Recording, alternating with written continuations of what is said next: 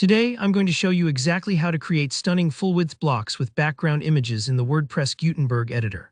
Whether you want to design an eye-catching hero section or need a full-width background for any part of your page, I'll walk you through two clear methods that work with almost any modern theme.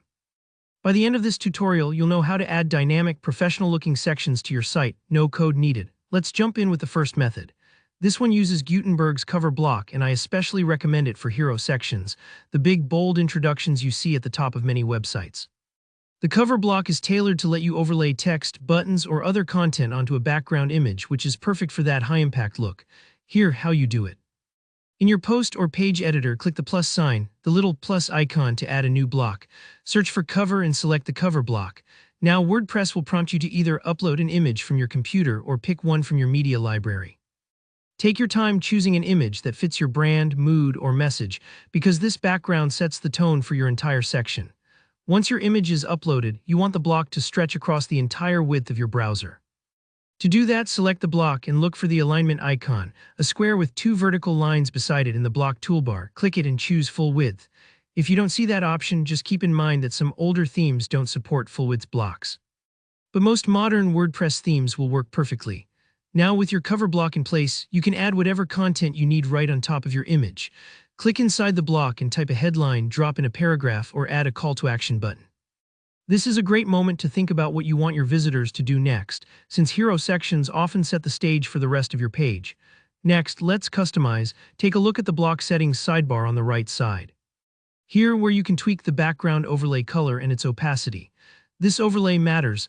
A semi-dark overlay, for example, can make your text stand out over a bright, busy image. It might take a few tweaks to get the contrast just right, so don't worry if you have to experiment a bit. There's also an option for fixed background. Toggle this on, and suddenly your image will have a parallax-like scrolling effect, which adds motion and depth as visitors scroll down the page. And don't overlook the minimum height setting. Use this to control how tall your block appears. Sometimes a little extra vertical space helps your headline breathe and makes your layout more engaging. That covers the cover block. Now let's talk about another approach using the group block. This is incredibly versatile. It's like a container that you can fill with any blocks you need. Start by clicking the plus icon again, searching for group, and selecting the group block. With the group block active, head to the alignment option in the toolbar and set it to full width. Unlike the cover block, the group block doesn't let you use an image as the background by default, but you can assign a background color in the Styles or Color tab of the sidebar. This is excellent for creating big colored sections or banded layouts. Inside your group block, you're free to add anything: columns for multi-section layouts, paragraph text for introductions, even images or lists. All these nested blocks will follow your theme's default spacing, but the colored background will span edge to edge, giving a unified modern look. And that's it. You've just learned two solid ways to create full-width blocks in Gutenberg, with or without background images. Remember, take your time to experiment and preview your changes before publishing.